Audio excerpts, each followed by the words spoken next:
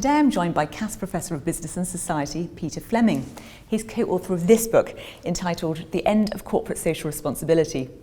Peter, that's a very provocative title. Tell us about the book's basic premise. The book's basic premise is that we've found, despite the proliferation of CSR in business and in academia over the last 20 or 30 years, all of the social indicators and the environmental indicators tend to suggest that things are getting worse. So we then questioned the impact of corporate social responsibility on the real key issues that are facing and challenges facing society today to see whether it actually makes a difference. In the book, you suggest that CSR has been approached as panacea, propaganda, or parasite. Tell us about those three facets.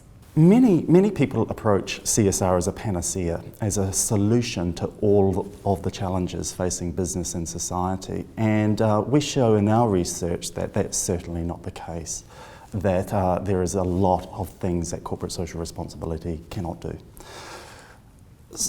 Others approach CSR as propaganda, as a way to deflect or greenwash a basically untenable business model.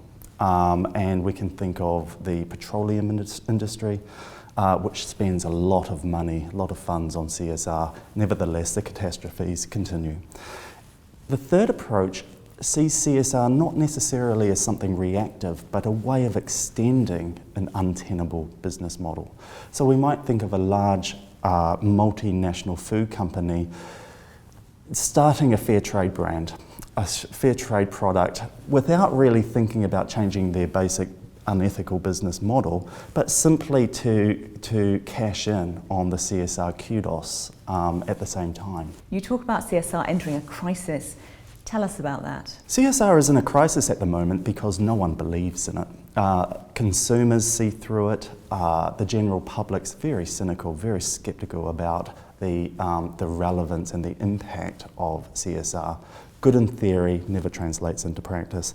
And even the practitioners who are responsible for CSR in many large companies and public organisations are quite ironic about their whole approach to it as well. Not really taking it too seriously, because if you took it really seriously, you'd have to change the fundamental makeup of the organisation. So it's entering a crisis simply because there's a deep-seated cynicism around the idea at the moment, which we found very interesting. The book focuses very much on the limitations of current CSR policy. Aren't you in danger of throwing the baby out with the bathwater? There is a danger of that, but our approach to CSR and where we should go in the future can fall into two distinct groups. First of all, if we really want to take CSR seriously, it might actually do some good.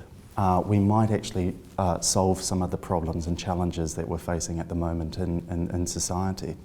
The other suggestion from our research is to abandon the very discourse of CSR and turn to more traditional notions of social democracy, environmental stewardship, and other time-tested terms and ideas that might actually transform some of the problems and challenges we're facing and create a better society. That is the ultimate aim of the book. Peter, thank you very much for your time.